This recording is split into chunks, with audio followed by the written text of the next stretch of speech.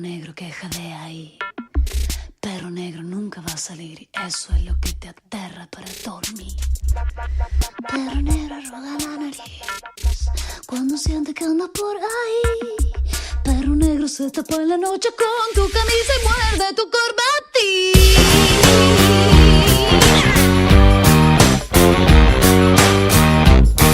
Perro negro sale donde está.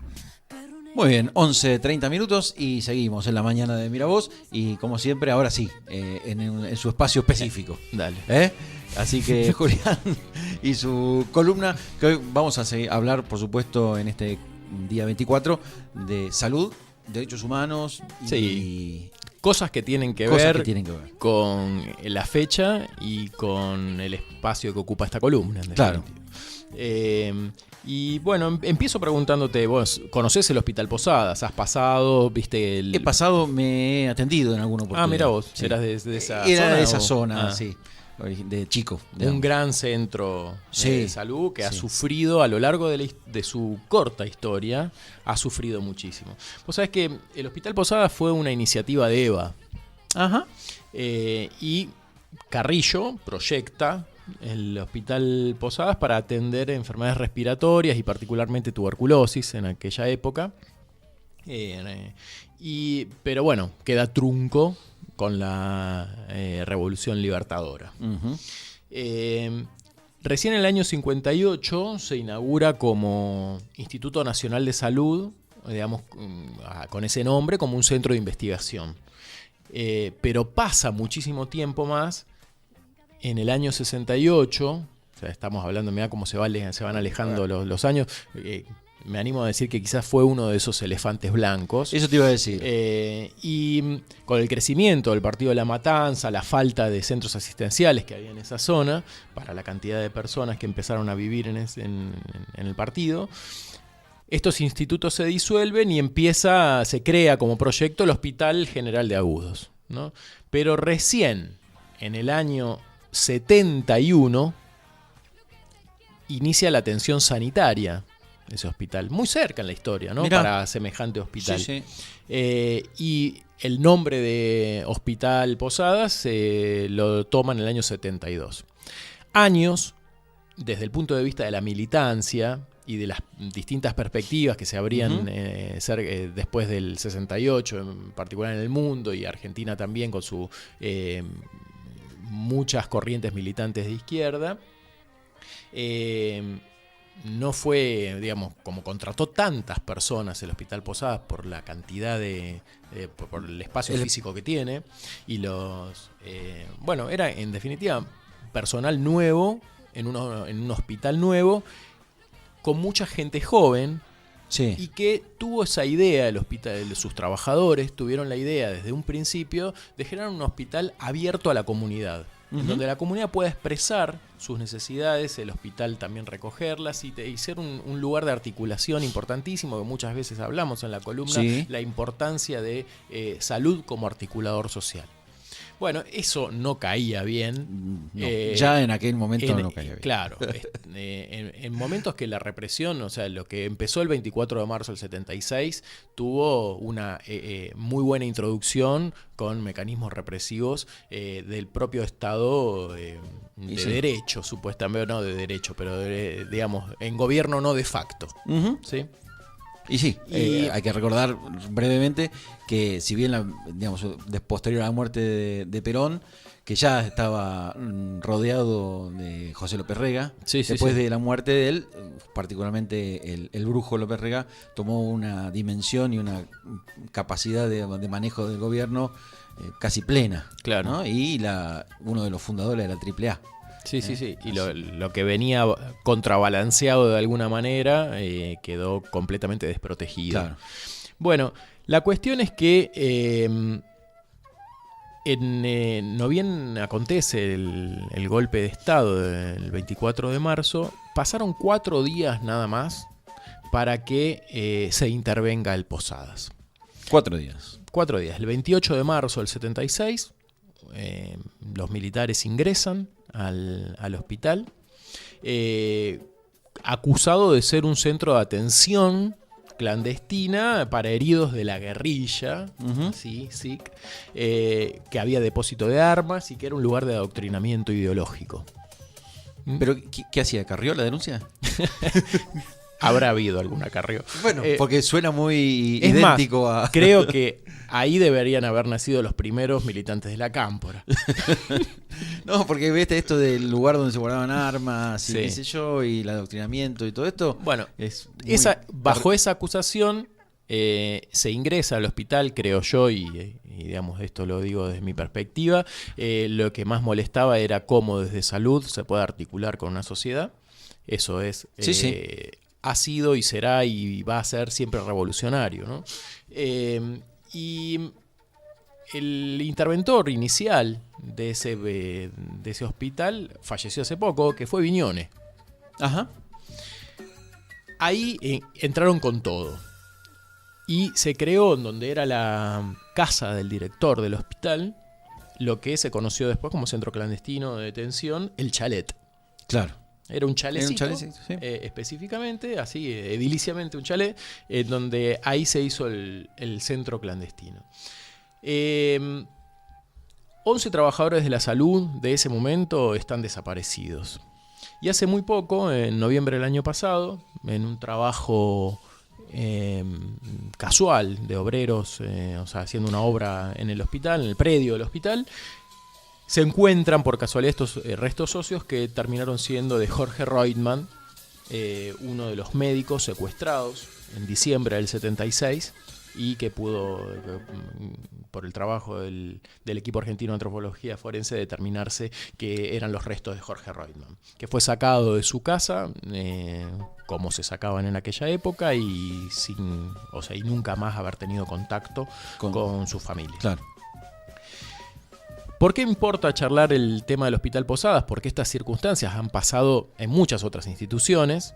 Hay desaparecidos en muchos centros de salud, hospitales, pero el Hospital Posadas siempre fue un lugar de resistencia que hoy mismo es blanco de estas mismas políticas, ¿no? Y este es el hilo conductor que tiene el Posadas. 152 trabajadores de la salud fueron despedidos desde el inicio de la gestión de Macri. Efectivamente. ¿Sí? Y mira cómo vienen las cosas, que nosotros también lo charlamos con esto de la fragmentación del sistema de salud. El Hospital Posadas es la única institución que queda 100% financiada por el Estado Nacional. ¿Es la única? Es la única que queda 100%. Sí. Y también trae como un escalofrío que los trabajadores se han dado cuenta que quedaron despedidos cuando fueron a poner su huella digital y ya no estaba su huella digital en ese momento. En la base de datos seguro está igual, ¿eh? No, claro que sí. Digo, esto de los que estamos de este lado de la vida lo vemos como un hecho simbólico de que tu huella ya no está. Sí, pero para ellos es simplemente te despido de la peor manera, ni te aviso, etcétera. Otro hilo conductor es que en este momento quienes digitan el ingreso y salida del hospital es la gendarmería. ¿Sí? Así que tenemos fuerzas que están a cargo del Ejecutivo Nacional manejando la entrada y salida de los trabajadores y prohibiéndole la entrada a aquellos que están que ya no tienen la huella clavada ahí. Sí.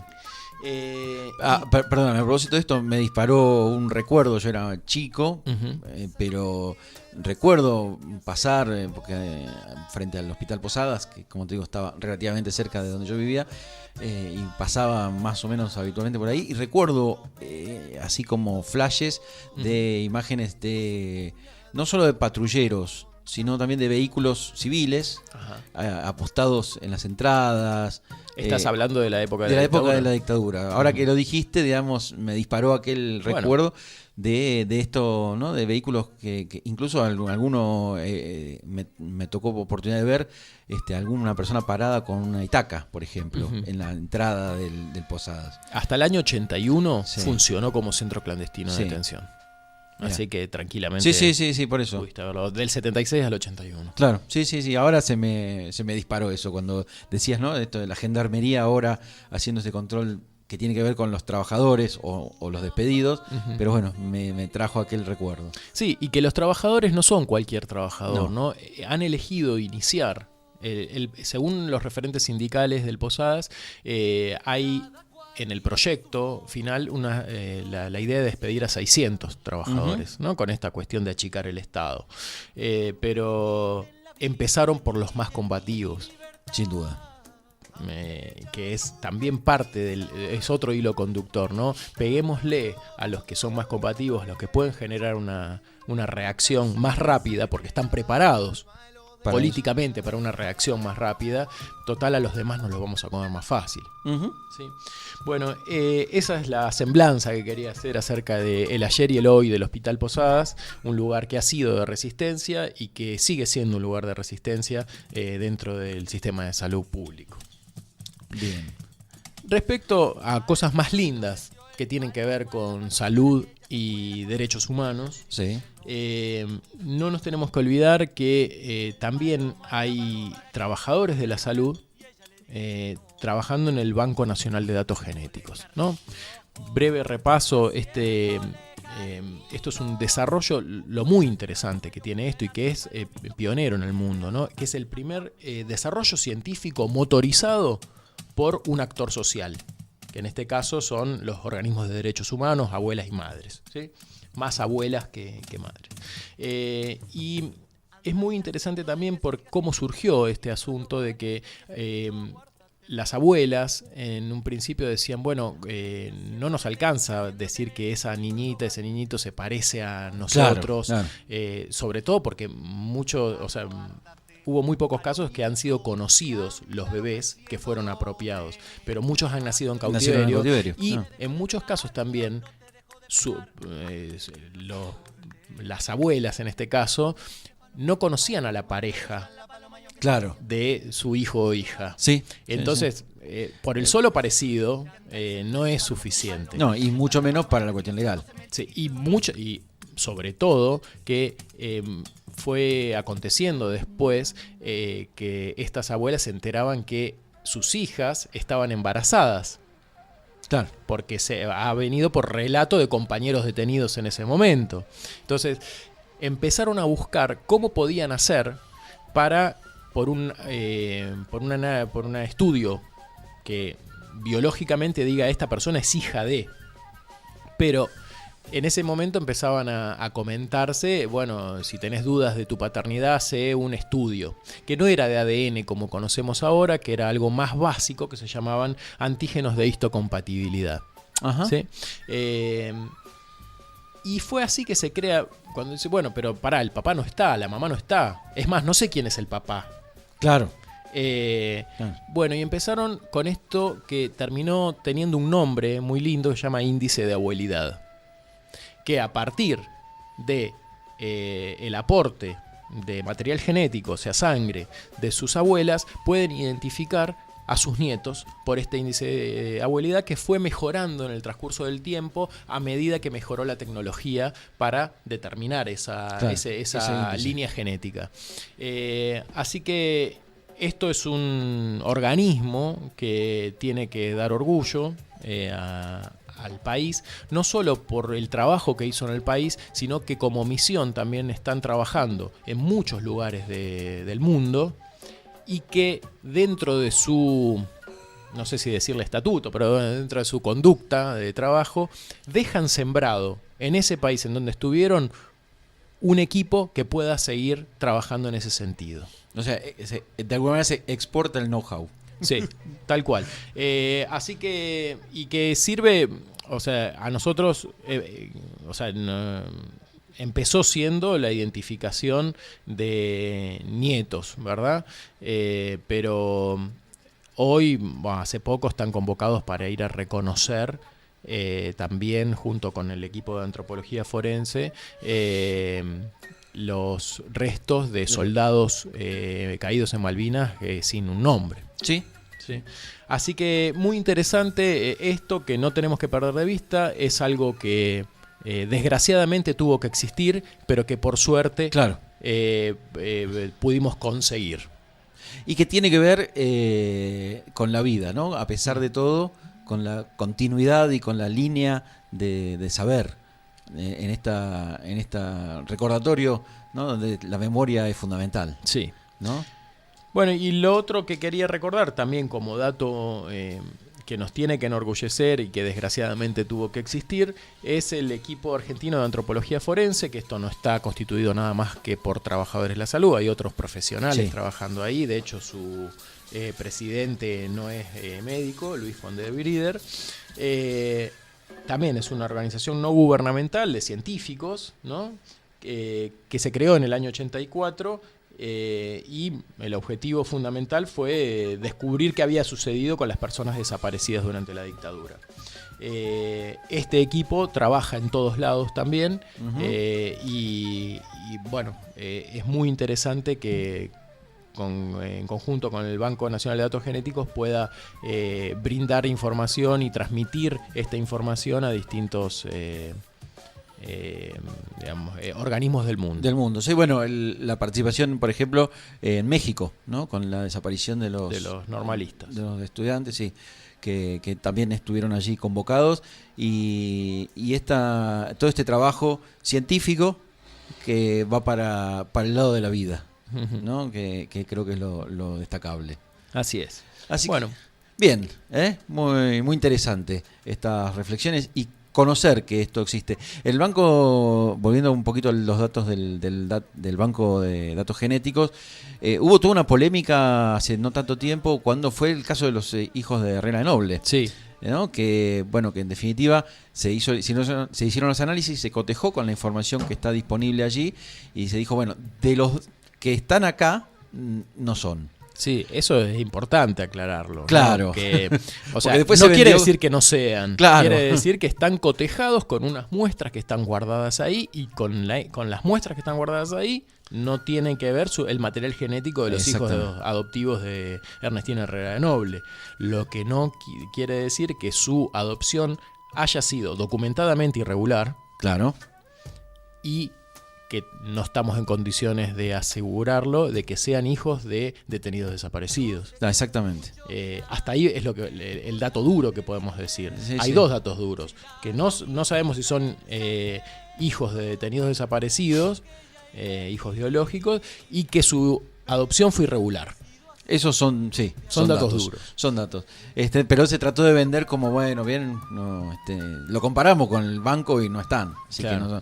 que no alcanza con eso. Digo, para no tragarse todas las que nos mandan, todas las pastillitas. Mirá vos, che.